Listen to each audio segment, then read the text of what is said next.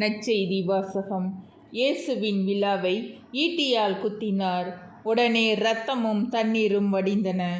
யோவான் எழுதிய தூய நற்செய்தியிலிருந்து வாசகம். அதிகாரம் 19, இறைவசனங்கள் 31 முதல் 37. பாஸ்கா விழாவுக்கு ஏற்பாடு செய்யும் நாள். அடுத்த நாள் ஓய்வு நாளாகவும் பெருநாளாகவும் இருந்தது. எனவே அன்று சிலுவையில் உடல்கள் தொங்கலாகா என்பதற்காக கால்களை முறித்து சடலங்களை எடுத்துவிடுமாறு யூதர்கள் பிலாத்திடம் கேட்டுக்கொண்டார்கள்.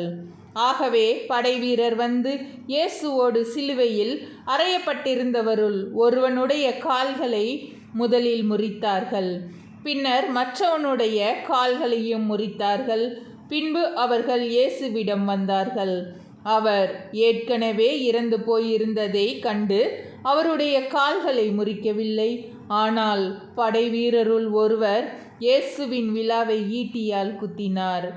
உடனே இரத்தமும் தண்ணீரும் வடிந்தன. இதை நேரில் கண்டவரே இதற்கு சாட்சி. அவரது சான்று உண்மையானதே. அவர் உண்மையையே கூறுகிறார் என்பது அவருக்கு தெரியும்.